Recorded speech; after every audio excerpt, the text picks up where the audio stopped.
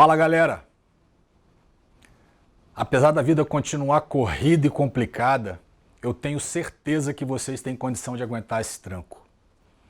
E a forma como vocês aguentam esse peso todo é o nosso assunto de hoje, essa tal resiliência. Provavelmente muitos de vocês já ouviram falar de resiliência através do famoso exemplo da mola que estica e volta ao seu estado normal. Eu sinceramente acho esse exemplo uma merda.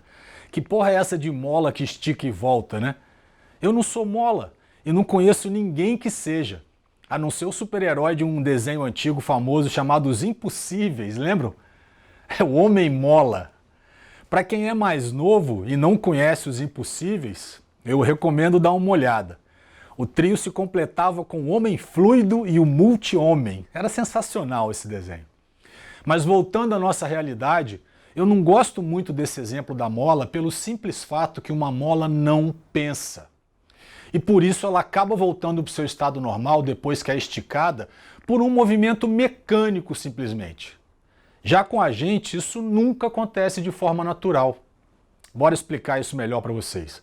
Essa esticada na mola seria o mesmo que vivermos um momento de grande pressão. Isso mesmo, estresse na veia.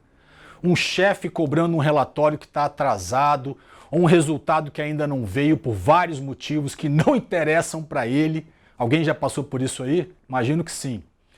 E quando somos esticados ao máximo, sempre existe o risco de não aguentarmos essa força toda, ou melhor, essa pressão toda e a gente espanar. Aí deu ruim.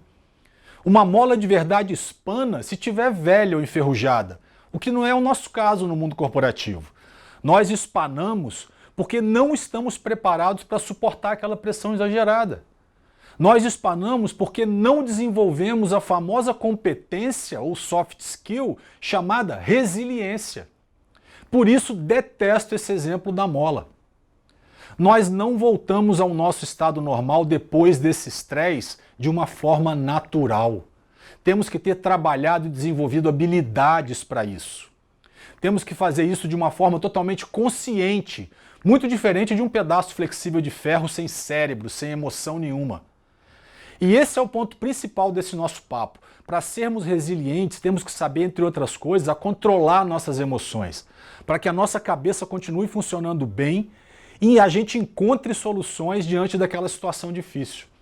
Vale a gente ressaltar aqui que quando falamos em resiliência, eu não estou falando daquela pessoa que não está nem aí porque acontece à sua volta. E por isso ela não é afetada por nada. Falar que esse Tonho da Lua é resiliente é o mesmo que dizer que aquela mola sem cérebro vai te entregar resultado no final do mês. A nossa conversa aqui é sobre pessoas engajadas e envolvidas com o resultado, que sabem exatamente que acabaram de levar um esporro daquele chefe e que, apesar disso, não podem deixar a peteca cair e continuar performando, se possível, melhor ainda. Isso sim é ser resiliente. E um artigo muito interessante que eu li recentemente, uma autora chamada Daiane Coutu, realizou uma pesquisa sobre resiliência e chegou à conclusão que pessoas que realmente têm essa competência, elas apresentam 3 características claras. A primeira, aceitação ferrenha da realidade. A segunda, uma forte crença em seus valores e propósitos de vida. E a terceira, uma capacidade acima da média de improvisar. Bora falar um pouquinho de cada uma dessas características. Aceitar a realidade é fundamental até mesmo para termos condições de modificá-las. Isso pode parecer confuso, mas não é. Eu vou explicar. Quando aceitamos a realidade, seja ela boa ou não tão boa assim, podemos usar todo o nosso tempo na preparação para enfrentá-la. Ao invés de a gente ficar naquela ladainha de lamentações e reclamações que não vão levar a gente a lugar nenhum. Não vão mudar nada em relação ao que a gente está vivendo. Eu não quero aqui parecer aquele otimista ingênuo que procura ver sempre o lado bom de tudo que acontece. Tipo aquele maluco que começa o papo dizendo: ah, o lado bom da pandemia. Que lado bom, porra?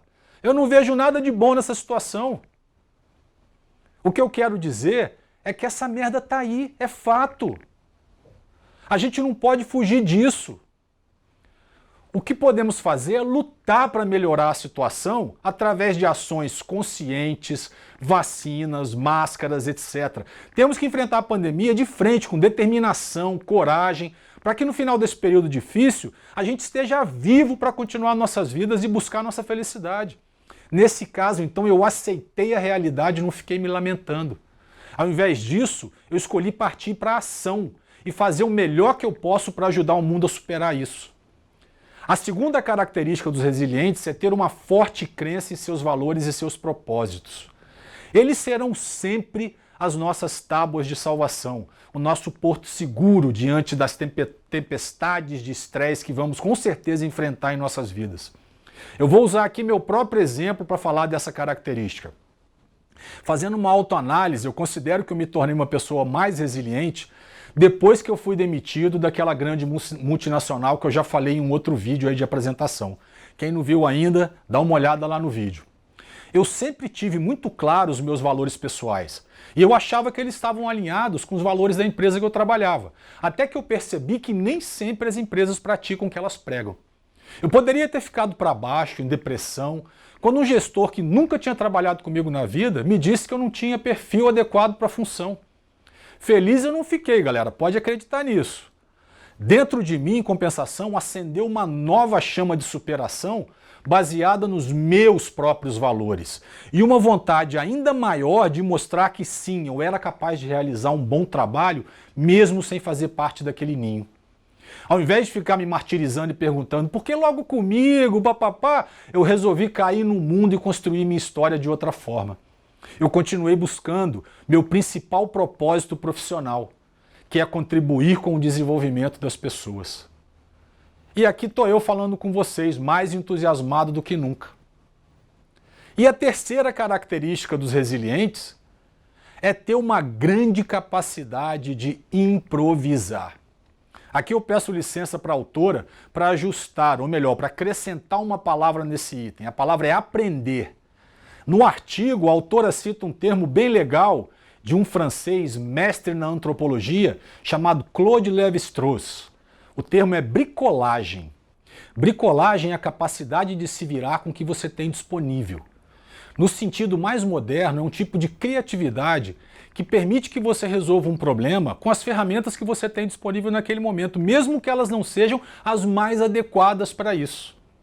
Eu me lembro de uma palestra durante uma convenção nacional que o mestre Cortella disse e repetiu muitas vezes, isso é até uma técnica de retenção de mensagem que ele usa, né? Uma frase que eu nunca mais esqueci. Você tem que fazer o melhor que você pode com o que você tem de melhor naquele momento.